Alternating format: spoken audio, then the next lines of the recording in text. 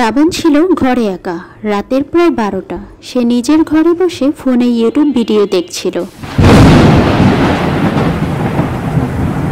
চারিদিকে একদম নিরিবিলি। হঠাৎ করে ঘরের অন্ধকার কোণ থেকে একটা ঠান্ডা হাওয়া বয়ে গেল। সে বুঝতে পারল, কারণ বাতাসটা যেন তার মুখের সামনে এসে কেউ দিয়ে গেল। শ্রাবণ অবাক হয়ে তাকালো, কিন্তু কিছুই দেখল না। তারপর হঠাৎ তার ফোনের স্ক্রিন নিজে নিজে নিভে গেল। সে ফোনটা জোরে জোরে স্পর্শ করলো, কিন্তু ফোন একদম কাজ করছিল না।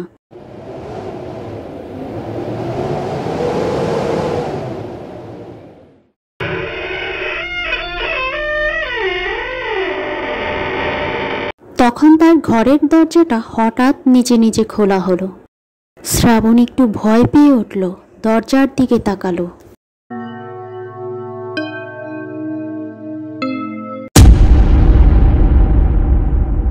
হঠাৎ সে দেখল দরজার পাশের অন্ধকার কোণে এক ছায়া ধীরে ধীরে সামনে আসতে শুরু করলো।